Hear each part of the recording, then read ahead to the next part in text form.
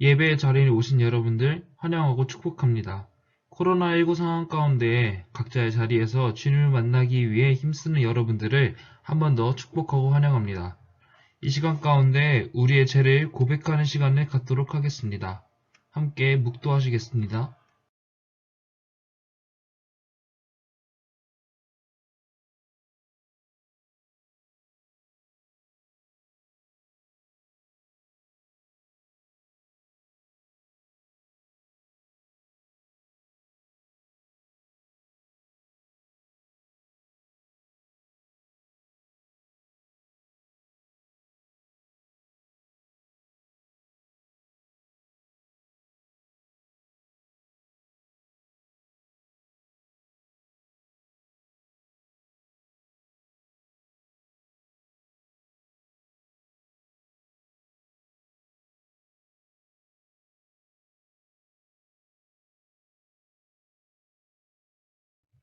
나는 전능하신 아버지 하나님, 천지의 창조주를 믿습니다.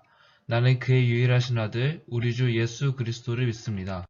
그는 성령으로 잉태되어 동정녀 마리아에게서 나시고 본디오 빌라도에게 고난을 받아 십자가에 못 박혀 죽으시고 장사된 지 사흘 만에 죽은 자 가운데서 다시 살아나셨으며 하늘에 오르시어 전능하신 아버지 하나님 우편에 앉아 계시다가 거기로부터 살아있는 자와 죽은 자를 심판하러 오십니다. 나는 성령을 믿으며 거룩한 공교회와 성도의 교제와 죄를 용서받는 것과 몸의 부활과 영생을 믿습니다. 아멘. 기도하겠습니다. 사랑과 은혜가 풍성하신 아버지 하나님 감사합니다. 한 주간의 삶 가운데도 저희들을 건강한 모습으로 건강하게 지켜주시고 이렇게 대림절 네 번째 주일로 하나님 앞에 예배드리게 해주시니 참으로 감사합니다. 예수님이 오시는 귀한 절기 그 뜻을 생각하며 기다리게 하시고 또 이웃을 사랑하며 구제하게 하시니 참으로 감사합니다. 오늘 예배 가운데도 하나님 말씀 주실 때 그 말씀 마음에 품게 하시고 그 말씀과 주님의 뜻에 따라 또 한 주간 힘써 살아갈 수 있도록 주님 도와주시옵소서. 이 모든 예배를 주님께 맡겨드리오며 예수님의 이름으로 간절히 기도합니다. 아멘. 하나님의 말씀 함께 받겠습니다. 하나님의 말씀은 신약성경 마태복음 2장 1절에서 11절까지입니다. 마태복음 2장 2절에서 11절까지의 말씀, 마태복음 2장 2절에서 11절입니다. 찾으신 줄 알고 한 목소리로 함께 봉독하겠습니다. 유대인들의 왕으로 나신 이가 어디 계시냐? 우리가 동방에서 그의 별을 보고 그에게 경배하러 왔노라 하니 헤롯 왕과 온 예루살렘이 듣고 소동한지라. 왕이 모든 대제사장들과 백성의 서기관들을 모아 그리스도가 어디서 나겠느냐 물으되 이르되 유대 베들레헴이오니 이는 선지자로 이렇게 기록된 바. 또 유대 땅 베들레헴아 너는 유대 고을 중에서 가장 작지 아니하도다. 내게서 한 다스리는 자가 나와서 내 백성 이스라엘의 목자가 되리라 하였음이니이다. 이에 헤롯이 가만히 박사들을 불러 별이 나타난 때를 자세히 묻고 베들레헴으로 보내며 이르되 가서 아기에 대하여 자세히 알아보고 찾거든 내게 고하여 나도 가서 그에게 경배하게 하라. 박사들이 왕의 말을 듣고 갈새 동방에서 보던 그 별이 문득 앞서 인도하여 가다가 아기 있는 곳 위에 머물러 있는지라. 그들이 별을 보고 매우 크게 기뻐하더라. 집에 들어가 아기와 그의 어머니 마리아가 함께 있는 것을 보고 엎드려 아기께 경배하고 보배압을 열어 황금과 유황과 모략을 예물로 드리니라. 아멘.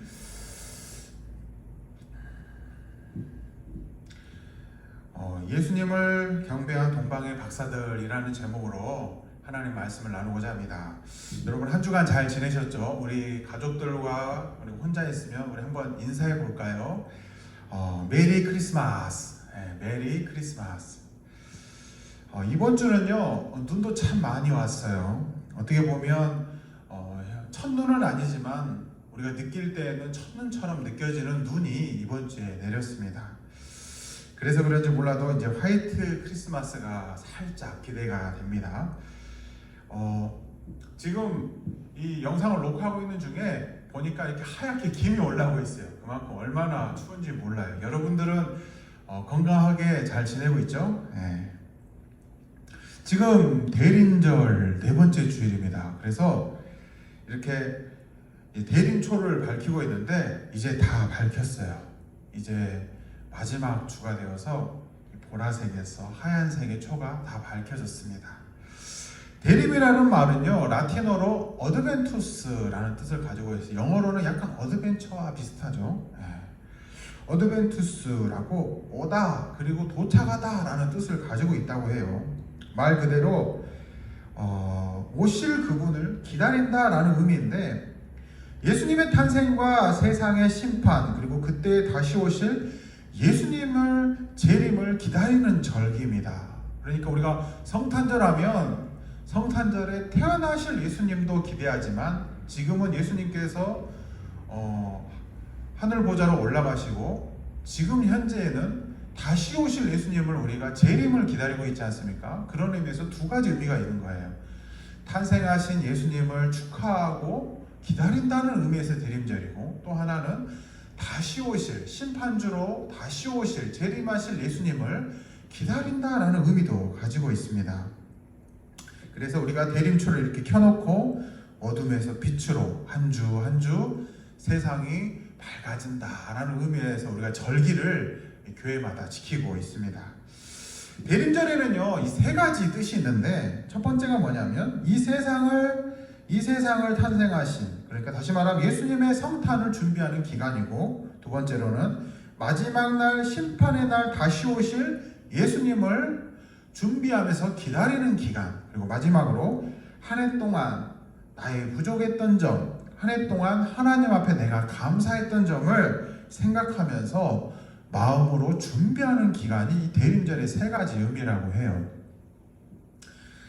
이제 12월 말이 되었죠. 그러면서 이제 한 해를 마무리해 가는 과정 가운데 있는데, 과연 나는 하나님 앞에 어떻게 살았는가? 이 코로나의 현장 가운데서 나는 과연 하나님 앞에 어떤 모습으로 살았고, 그 가운데서 하나님은 내게 어떤 은혜를 부어주셨는지 한 해를 마무리해가는 이 시점에서 그것들을 생각해보는 주간이 이 대림절이라는 거예요. 방금 말한 이 세 가지를 생각하면서 오늘 나눌 말씀을 한번 생각해 봤으면 좋을 것 같아요. 오늘 말씀에는요, 박사가 나와요. 박사. 여러분이 잘 아는 이 석사, 박사, 그 의미의 박사가 될 수도 있습니다. 뭐 틀린 말은 아니에요. 동방의 박사 그러니까 사람들이 많이들 착각하는데 주술사의 개념이 아닙니다. 귀신을 접신하는 무당도 아니에요. 마술사도 아닙니다. 그러면 이 동방의 박사들은 누구냐? 그들은 하늘의 별과 자연을 연구하는 사람들이에요. 과학자죠. 오늘날로 말하면 과학자. 그런 의미에서 박사인 거예요. 그래서 성경은 그들과 다른 그 무당과 혹은 점성술사와 이런 사람들과의 거리를 두기 위해서 호칭을 박사라는 호칭을 주었습니다. 그래서 동방에서 하늘의 천문과 이 온 우주를 관측하는 사람들 의미로 해서 이 동방의 박사들이라고 호칭을 사용하고 있어요. 그런 의미에서 한자로 표현하면요, 현자라 이렇게 이야기할 수도 있을 것 같아요. 현자, 한 분야에 대해서 정말 정통한 사람들, 그런 사람을 향해서 많은 지식을 소유한 사람들을 향해서 우리는 현자라 이렇게 표현을 하잖아요. 그런 의미에서 이 동방의 박사들은 현자와도 같이 깊은 지식을 가진 사람들이었어요. 오늘날의 의미로는 천문학자 혹은 천문과학자 이렇게 생각하면 되겠습니다. 우주를 탐구하고 그 우주에 운행하는 질서를 보면서 그들의 정직한 눈으로 이 하늘의 변화를 살펴서 이 신의 뜻을 살피는 사람들을 향해서 천문학자 이렇게 이야기를 합니다. 다시 말하면 이들은요, 단순히 하늘을 보는 것으로 끝나지 아니하고 이 자연 만물의 모든 것들을 살핌으로 인해서 신의 섭리를 연구한 과학자였어요. 그래서 이 사람들은 천문을 보고 이 세상 사람들은 보지 못하는 빛나는 별, 바로 메시아의 별을 발견하게 됩니다. 왕의 별이죠. 그리고 그 별이 움직이는 곳으로 이들은 모든 것을 내려놓고 그 별이 인도하는 곳으로 따라갔다라는 거예요. 수개월이 걸릴 수도 있고요, 수년이 걸릴 수도 있는 길이었습니다. 굉장히 먼 거리예요. 동방이라고 하면요, 여러분이 잘 아는 것처럼 이 바벨론 땅, 동방 대륙에서의 이동을 뜻해요. 그러니까 굉장히 먼 거리입니다. 어쩌면 이 아브라함이 하나님의 약속을 받고 떠났던 이 바벨론 그 이후의 땅을 말하는지도 몰라요. 참으로 먼 땅에서부터 오랜 기간 동안 그 별을 따라서 하나님의 섭리와 인도하심을 따라서 예수님께 경배하기 위해 찾아왔음을 알 수가 있어요. 우리가 생각할 때요, 과학자들은 여러분 하나님 안 믿을 것 같죠. 과학자들 하면은 굉장히 지성적으로 최고점에 이른 사람들 아니겠어요? 우리들 일반인들은 모르는 지식들을 알고 있는 사람이에요. DNA, RNA, 유전학, 개론, 막 굉장히 복잡한 개념들을 알면서 물리학 개론, 뭐 중력의 법칙, 뭐 만류 인력의 법칙, 뭐 할 것 없이 굉장히 똑똑한 사람들을 칭할 때 우리는 과학자라고 그러잖아요. 그래서 일반 사람들이 말할 때는 별로 신용이라는 게 없잖아요. 그 사람들의 말에 힘이 없어요. 그런데 이 과학자들이 말하면 굉장히 설득력이 있어요. 과학자들이 말하면 굉장히 논리정연한 것 같아요. 그렇잖아요. 그래서 우리는 보통 마음속으로 이 과학자들을 굉장히 신뢰하고 있는 세상에서 살고 있습니다. 그런 의미에서 볼 때 이 굉장히 신하고 이 종교하고 굉장히 멀리 떨어져 있을 것 같은 사람들이요, 오히려 하나님을 더 많이 믿고 있다는 사실 여러분 알고 계십니까? 진짜 자연과학에 정통한 사람들은요, 오히려 신을 더 찾아요. 왜 그렇습니까? 자기가 연구해 보니까 이거는 나타날 수 없는 거야. 자기가 살아보고 자기가 연구해보고 공부해보니까 여기에는 위대한 뜻이 있다는 것을 오히려 더 발견하게 되었다라는 거예요. 그래서 오히려 더 많이 공부한 사람들, 더 지식적으로 훌륭한 사람들은요, 오히려 더 겸손하게 신앙생활을 하는 것을 보게 되는 거예요. 그건 왜 그렇다면 그가 바로 진짜 과학자이기 때문에 그래요. 어설프게 배운 사람들, 어설프게 내가 좀 지식이 좀 있어 하는 사람들은요, 오히려 교만에 빠져요. 그런데 진짜 공부를 많이 하시고 진짜 연구를 많이 하시는 분들은 오히려 겸손하게 신이 있음을 생각합니다. 왜냐하면 우리 사람의 몸의 구조를 보든지 이 자연의 현상을 볼 때에도 보통에서 나타나지 않거든요. 어떤 지적인 존재가 굉장히 조밀하게 설계했다라는 것에 그곳까지 가게 되는 거예요. 그래서 겸손하게 그 사람들이 신을 의지하게 되고 오히려 더 하나님을 믿는 사람들이 굉장히 많은 걸 알 수가 있어요. 저희 아내도요, 과학자예요. 과학자. 저희 아내도 과학자인데 포항공대에서 뽑은 이 우리나라 100대 과학자 중에 뽑힌 사람이기도 합니다. 저라는 사람이 뭐라고, 저랑 같이 사는 사람이 그런 사람이에요. 그래서 재작년에 우리나라를 빛낸 이 100대 과학자에 선정돼가지고 이 포항공대 그 잡지라고 해야 되나요? 표지 모델의 인터뷰도 했던 기억이 있습니다. 그리고 또 얼마 전에는 네이처에 논문도 써냈어요. 그런데 저희 아내는요, 목사인 저보다 믿음이 더 좋아요. 왜 그럴까요? 더 많이 보니까 그래요. 목사로서 철학, 언어, 이런 부분, 역사, 이런 부분은 제가 좀 더 많이 알 수도 있지만 그 외 과학적인 부분에서 제가 보지 못하는 부분을 저희 아내는 보고 있거든요. 그렇기 때문에 저희 아내는 하나님을 신뢰합니다. 저희 아내는요, 저보다 하나님을 더 잘 믿어요. 과학으로 제가 보지 못하는 부분을 볼 수 있기 때문에 그렇다는 겁니다. 어설프게 공부한 사람이, 어설프게 아는 사람이 도리어 교만하게 하나님은 없다라고 말하는 거예요. 진짜 과학자들은 오히려 하나님을 겸손하게 인정하는 사람들이 정말로 많습니다. 그래서 성경은요, 이렇게 말해요. 누가복음 21장 30절에 보면요, 이렇게 기록되어 있습니다. 싹이 나고 너희가 보고 여름이 가까운 줄을 자연스럽게 안다. 그렇죠. 싹이 나는 것을 보고 봄이 오는 것을 보고 여름이 가까이 온다라는 것을 자연스럽게 누구나 다 안다라는 거예요. 로마서 1장 20절 그 하반절에 보면 이렇게 되어 있는데요, 잘 들어보세요. 세상이 창조된 이래로 하나님의 보이지 않는 성품인 그분의 영원한 능력과 신성은 그가 만드신 만물을 보고서 분명하게 알 수 있게 되었다. 성경이 분명하게 기록해 있어요.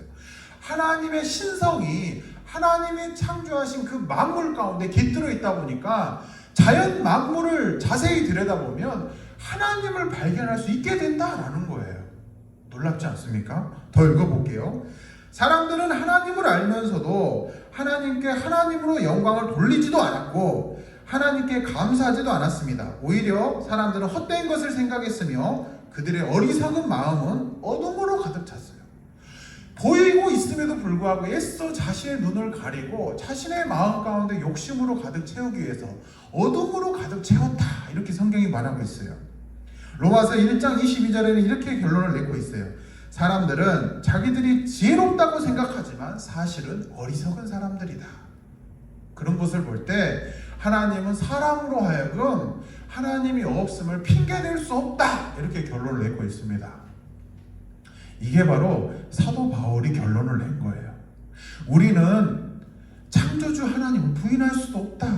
보이지 않는데 어떻게 인정할 수 있냐? 이렇게 말할 수 없다라는 거예요. 왜? 하나님이 창조하신 만물 가운데 하나님의 거룩한 신성이 담겨 있다라는 거예요. 그래서 조금만 깊이 들여다보면 하나님께서 운행하시고 살아계신다는 사실을 분명하게 알 수 있다라는 거예요. 여러분 생각해 보세요. 자연을 보세요. 봄이죠. 봄은 어떻죠? 소생하는 거예요. 새싹이 막 돋아나요. 생명이 잉태되는 겁니다. 여름은 어떻죠? 활짝 개화를 하잖아요. 꽃이 활짝 피기도 하고 나무가 쏙쏙쏙 자라기도 하고 가을이 되면 어떻죠? 추수하는 열매 맺는 가을이 오는 거예요. 낙엽이 서서히 떨어지기 시작하고 햇빛을 받아가지고 감나무는 감의 열매를 맺고 포도나무는 포도 열매를 맺고 그러면서 열매를 맺지 않습니까? 결실을 맺는 계절이에요. 겨울은 어떻습니까? 그 모든 것이 언제 그랬냐는 듯이 나뭇잎이 하나씩 떨어지고 일종의 죽음을 경험하게 된다는 거예요. 지금 밖에도 굉장히 많은 나무들이 있는데요. 굉장히 앙상한 나무들이 있잖아요. 그런 나무들을 보면서 내년엔 또 봄이 오겠구나. 그렇게 생각한다라는 거예요. 다시 말하면 예수 그리스도의 십자가의 죽음이 곧 겨울과도 같으면 다시 말하면 예수 그리스도의 부활이 봄처럼 다시 있다라는 것을 말하고 있다라는 겁니다. 놀랍지 않습니까? 하나님은요 자연 만물을 보고서 하나님의 살아계심을 보여주고 있다라는 거예요. 그런데 많은 사람들이 그것을 보고 있음에도 불구하고 인정하려든지 않다라는 거예요. 애써 보이고 있지만 나는 안 보여 그런다라는 거예요. 여러분 얼마나 어리석은 일이에요. 여러분 제가 한 가지 이야기를 할게요. 여러분 닭 본 적 있어요? 닭? 꼬꼬닭. 여러분들이 치킨은 좋아하죠? 근데 이 치킨이 되기 전에 닭을 잡으려면요 이 사육사가 사람이 닭을 잡으려고 막 닭을 쫓아가잖아요. 그러면 닭이요 막 꾸덕꾸덕 꾸덕꾸덕 그러면서 막 도망을 가요. 그런데 이제 도망갈 곳이 없잖아요. 이제 더 이상 갈 곳이 없으면 어떻게 하는 줄 아세요? 자기 머리를요 자기 날개 밑으로 숨깁니다. 그리고 가만히 있어요. 그러면 그 모습을 보는 사육자는 어떤 생각이 드는지 아세요? 뜬금없이 황당해져요. 왜 그럴 것 같으세요? 닭은요 굉장히 영리할 것 같고 막 하는데 실제로 궁지에 몰리면요 자기 자신을 감추려고 한다라는 거예요. 마치 자기가 숨은 것처럼 착각한다라는 거예요. 날개 아래 자신의 머리를 쥐어서 자기가 어둠 속에 들어가면 마치 상대방도 나를 보지 못한 것으로 착각에 빠지는 겁니다. 결국은 그냥 손쉽게 잡는 거죠.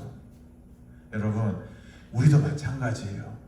하나님의 계심에도 억지로 그렇게 안 보인 척 그렇게 하는 사람들이 너무나도 많다라는 겁니다. 그런데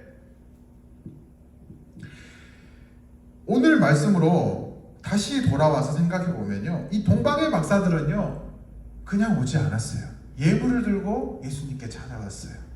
예수님께 경배하기 위해서 아주 먼 거리를 이동해왔음을 알 수가 있습니다. 올 때 어떤 마음으로 왔을까요? 굉장히 기대하면서 왔겠죠. 그분은 어떤 분일까? 그분은 어떤 사람일까? 그렇기 때문에 그 먼 거리를 찾아오지 않았겠습니까? 우리는 이 말씀을 통해 배울 수 있는 점이 있는데요. 첫 번째로 동방의 박사들은요 인내함으로 메시아의 별을 찾아왔어요. 인내함으로. 동방의 박사들은요, 여러분, 유대인들이 아닙니다. 엄밀히 말하면 이스라엘 사람들이 아니에요. 이렇게 생각해보면 굳이 그렇게 할 필요 있나? 이렇게 생각할 정도로 그런 사람들이 아닙니다. 이방인이었어요. 그런데 그들은 이 정직한 눈을 가졌어요. 연구하기 위해서 정직한 눈을 가졌습니다. 스스로를 속이려 하지 않았어요. 정직한 눈으로 자연 만물과 천체의 운행을 통해서 신의 섭리를 발견하게 됩니다. 그리고 하나님의 존재에 눈을 뜨기 시작해요. 그리고 하나님이 보여주신 그 별을 발견하게 됩니다.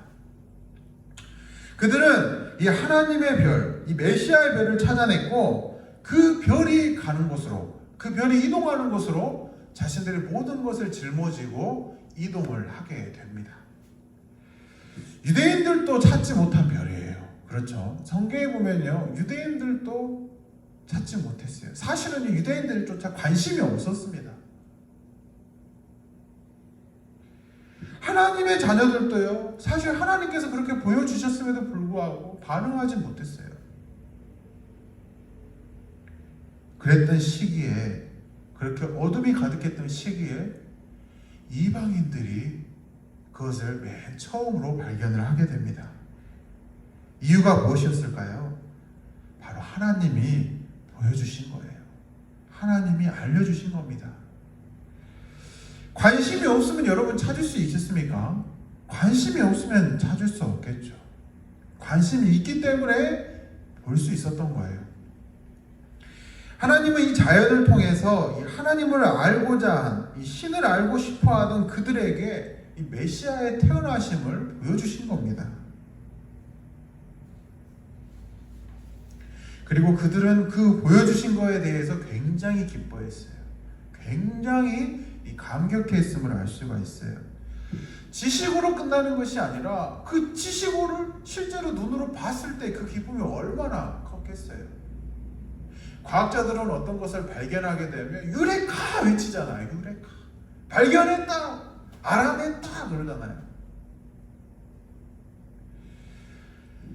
아는 것으로 끝나지 않고 자신의 모든 짐을 챙겨가지고 예물을 챙겨가지고 예수님의 별을 따라갑니다. 동방의 박사들이 예루살렘까지 가는 거리는 아브라함이 갔던 길보다 더 험했어요. 더 멀었어요. 수개월 혹은 수년이 걸릴 수도 있는 거리를, 굉장히 먼 거리를 지나왔음을 알 수가 있어요.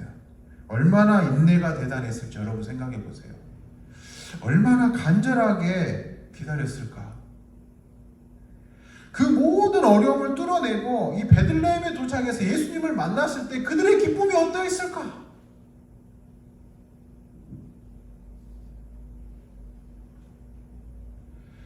(10절에) 보니까 그들이 별을 보고 매우 크게 기뻐하고 기뻐하였더라. 그래요. 그 별이 멈춘 자리를 보고 기뻐하고 기뻐하였더라. 사랑하는 친구들, 신앙은요 기다림이에요. 믿음은요 인내고, 믿음은 곧 기다림입니다. 얼마나 간절하게 사모하고 열심히 찾았을지 여러분 한번 묵상해 보세요. 과연 나는 그만큼 수고할 수 있을까? 과연 나는 기다릴 수 있을까? 나는 과연 순종함으로, 믿음으로 인내하면서 참을 수 있을까? 결코 포기하지 않고 나아가는 사람에게 하나님의 은혜가 임한다는 사실을 우리가 말씀을 통해서 꼭 기억했으면 좋겠습니다. 둘째로, 이 박사들은요 진정한 왕을 경배하기 위해서 찾아왔다라는 거예요. 진정한 왕을. 이 박사들은 이 당시의 과학과 자연을 통해서 그에 대한 깊은 지식을 알고 있었어요. 고대 시대부터 내려온 비밀에서, 성경에도 가끔 그런 책에 대해서 언급을 하고 있는데요, 고대 시대부터 전승을 통해서 이 지식인들을 통해서 지식인이 지식인을 이러면서 그들만의 지식이 이렇게 쭉 내려온 그 책들이 있어요. 뭐 야살의 책이니 무슨 책이니 성경에서도 조금씩 언급이 되는데, 이 동방의 박사들은 그쪽 분야에 정통한 사람들이었습니다. 그래서 일반인들이 알지 못하는 접근하기 힘든 지식들조차도 알고 있었던 사람이었어요. 특별히 별에 대한 지식은요, 인간의 생사화복, 이 신에 대한 자연의 섭리로 믿고 따르고 있었던 사람들입니다. 그들은 하늘의 영구 기록과 고대에 남겨진 기록을 통해서 메시아가 태어날 것이라는 것을 알고 있었어요. 진정한 왕이 이 땅 가운데 온다라는 사실을 알고 있었습니다. 그렇기 때문에 이들이 헤롯 왕을 보고도 경배하지 않았어요. 자기 눈앞에 세상을 다스리는 왕이 있었음에도 불구하고 그들은 경배하지 않았습니다. 왜? 진정한 왕이 아니었기 때문에. 그래서 그들은 그것을 알므로 인해서 어떻게 합니까? 실행에 옮기죠. 예루살렘으로 떠난 겁니다. 그 별이 인도하는 곳으로 떠나게 되는 거예요. 그리고 예루살렘까지 왔습니다. 그리고 그들을 향해서 묻고 있는 거예요. 왕이 어딨냐? 진정한 왕이 나실 거라고 하셨는데 그 왕이 어딨냐? 하나님이 보내주신 메시아는 어디 있습니까? 성경 한번 볼까요?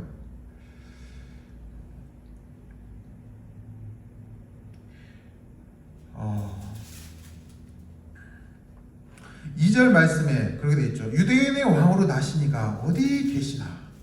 우리가 동방에서 그의 별을 보고 그에게 경배하러 왔노라 하니 헤롯 왕과 온 예루살렘이 듣고 소동했다. 이렇게 기록하고 있어요. 오히려 그들에게 묻고 있는 겁니다. 왕이 어딨냐? 진정한 왕이 어딨냐라는 거예요. 지금 현실적으로 다스리고 있는 왕이 있음에도 불구하고 그들을 향해서 오히려 되묻고 있는 겁니다. 너희들은 알고 있냐? 그 말을 들은 사람들이 온 유대가 소동했다. 많은 사람들은요, 예수님이 오신 줄을 몰랐어요. 이스라엘에 사는 사람들도 몰랐어요. 그것을 다스리고 있는 왕도 몰랐고 신하들도 몰랐습니다. 그런데 그들은 진정한 왕을 먼저 알고 경배하러 왔어요. 그런데 여기서 우리가 두 가지를 생각해 봐야 될 게 뭐냐면, 동방의 박사들은요, 진정한 왕을 경배하려고 찾으려 했다면 이 헤롯 왕과 그의 신하들은 이 진정한 왕을 죽이려고 찾으려고 했다라는 거예요. 한 부류는 오히려 그 왕을 경배하고 간절한 마음으로 예배드리려고 찾은 반면에, 한 존재는 자신의 이익을 위해서, 자신의 목적을 위해서, 자신의 탐욕을 위해서 찾으려고 했다라는 거예요. 많은 사람들은요, 예수님을 찾아 목적을 이루려고 합니다. 그래요. 탐욕을 드러냈습니다. 탐욕을 드러내는 것을 떠나서 하나님의 약속, 하나님의 섭리를 거스르려고 한 거죠. 신의 섭리를 파괴하는 데 앞장서려고 했습니다. 하지만 이 동방의 박사들의 목적은 하나였어요. 진정한 왕을 찾아서 경배드리는 것, 그에게 준비의 예물을 바치는 것, 그것이 그들의 온전한 목적이었습니다. 아기 예수님을 경배하는 것이 그들의 가장 주된 목적이었어요. 여러분, 우리는 어떤 마음으로 예수님을 기다리고 있습니까? 우리는 어떤 마음으로 예수님을 찾고 있습니까? 헤롯과 같이, 이 정치꾼들과 같이 마음으로 탐욕을 위해서 예수님을 찾고 있습니까? 아니면 박사들처럼 예수님을 오롯이 경배하기 위해서 찾고 있습니까? 사랑하는 친구들, 여러분들의 한 해 동안 어떤 마음으로 생각했는지, 어떤 마음으로 살았는지 이 시간 생각해 봤으면 좋을 것 같아요. 대림절은 한 해를 생각하는 것 아니겠어요? 올 한 해를 생각해 봤을 때, 하나님 내게 이거 주셔서 너무 감사해요. 하나님 건강 가운데 지켜주셔서 너무 감사해요. 하나님 시험에 빠지지 않도록 나를 지켜주셔서 너무 감사해요. 찾아보면요, 감사할 거리가 넘치잖아요. 그러면서 내 주위에 나에게 고마운 사람들이 떠오른다면 그 사람들에게 성탄절날 이 선물을 하나씩 해보세요. 단순히 이 기쁨을 나만 누리는 것이 아니라 이 기쁨을 누군가와 나누는 거예요. 기쁨과 감사와 즐거움. 메리 크리스마스! 예수님께서 오심을 기뻐한다라는 것을 온 사람들하고 나누는 겁니다. 가족이 될 수도 있고, 친구가 될 수도 있고, 여러분들에게 공부를 가르쳐준 선생님이 될 수도 있고 여러 지인들이 있을 수 있겠죠. 여러분의 마음에 생각나는 사람에게 감사의 뜻을 한번 전해보세요. 그런 기쁨의 선물을 나눌 수 있는 이 기쁜 성탄절이 되시기를 바랍니다. 마지막으로 동방의 박사들은 예수님께 찬송과 경배를 드렸어요. 예수님의 탄생을 알렸던 천사들도요, 찬송을 드리고 경배를 드립니다. 찬송과 영광을 올려드렸어요. 동방 박사들도 예수님을 처음 보자마자 찬송을 했다라고 기록하고 있어요. 찬송을 하고 영광을 올려드리고 자신들이 준비한 예물을 드렸습니다. 지극히 겸손한 마음으로 자신들이 준비한 최고로 하나님께 경배드렸다라는 거예요. 보배압을 열어서 황금과 유황과 모략을 예수님께 드렸는데요. 여기 이 세 가지 예물에는 의미가 있다 그래요. 어떤 의미가 있냐면 한번 생각해 보세요. 영원히 변치 않는 황금은요, 지금도 변치 않는 가치를 가지고 있잖아요. 세계 모든 돈의 가치가 떨어질 때 유일하게 가치가 떨어지지 않는 것이 있다면 금이에요. 골드. 그래서 경기가 힘들고 어렵고 그러면 금을 막 사두잖아요. 나중에 좋아지면 그 금으로 팔려고, 되팔려고. 그만큼 금은요, 온 사람들이 사랑하는 물질이잖아요. 그런데 이 황금은요, 진정한 왕이라는 의미를 가지고 있어요. 변치 않는다라는 거죠. 그 가치가 변치 않는다라는 거예요. 그래서 이 진정한 왕의 의미를 가지고 있다라는 겁니다. 또한 이 제사에 사용되어지는 유향은요, 이 제사장 중에 제사장이라는 의미를 가지고 있어요. 유향은요, 제사에 사용되는 물건입니다. 제사에. 그런데 예수님의 존재가 어떤 분이죠? 제사장이에요. 제사장. 그런데 구약시대부터 지금까지 보였던 제사장 중에 킹 오브 킹이죠. 최고라는 거예요. 제사장 중에 제사장이라는 거예요. 그래서 온 인류의 죄를 자신의 죽음으로 그리고 부활로 모든 것을 이루어 주신 분이 바로 예수님 아니겠어요? 그런 의미에서 이 유황은 제사장이신 예수님을 기념한다라고 말할 수 있을 것 같아요. 그리고 마지막은요, 이 모략은요, 시체를 닦는 물건이에요. 이 향품입니다. 이집트에서 우리가 그 피라미드에 집어넣기 전에 이 미라를 처리할 때 쓰는 값비싼 물건이 바로 이 모략인데요. 이 모략은 아무나 사용할 수가 없습니다. 그런데 그 귀한 약재라고 표현할 수 있는 모략을 이 선물로 드렸습니다. 경배의 제물로 드렸어요. 이것은 곧 예수님의 고난과 죽음과 부활을 상징해요. 고대 이집트 사람들이 이 모략을 이 방부 처리하면서 시신에 발랐는데 왜 발랐겠습니까? 왜 피라미드에 집어넣었겠어요? 다시 내세가 있다면 다시 그 권력을 가지고 태어나서 그 권력을 누리시라고, 다시 태어난다라는 생각을 가지고 그 사람들이 그렇게 했거든요. 근데 실제로 그 사람들이 그렇게 됐습니까? 안 됐죠. 근데 예수님은 달라요. 예수님은 십자가의 죽음으로 땡 하지 않으셨어요. 예수님은 십자가에 죽고 부활하셨습니다. 다시 말하면 이 모략이 가지는 의미는요, 예수님의 십자가의 고난과 그리고 부활을 상징한다라고도 할 수가 있을 것 같아요. 그래서 우리는 이 시간 이렇게 생각했으면 좋겠어요. 예수님은 왕 중의 왕이십니다. 이 땅에 오신 예수님은요, 왕 중의 왕이세요. 그리고 예수님은 제사장 중에 제사장입니다. 불완전한 제사를 드리는 것이 아니라 완전한 제사를 통해서 완전한 구속을 우리에게 주셨다라는 거예요. 그런 의미에서 예수님은 제사장 중에 제사장이에요. 마지막으로 예수님은 십자가의 부활로 온 인류를 구원하셨다라는 겁니다. 동방의 박사들은 이 최고의 경배로 이 최고의 지성이 하나님 앞에 겸손히 무릎 꿇고 예배드렸음을 알 수가 있습니다. 사랑하는 친구들, 우리는 어떤 마음으로 경배에 참여하고 있습니까? 어떤 마음으로 우리는 예수님께 나아가고 있습니까?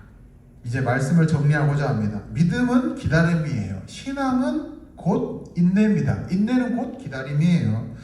하나님의 사람들은요, 이 간절함으로 기다리는 사람들을 말합니다.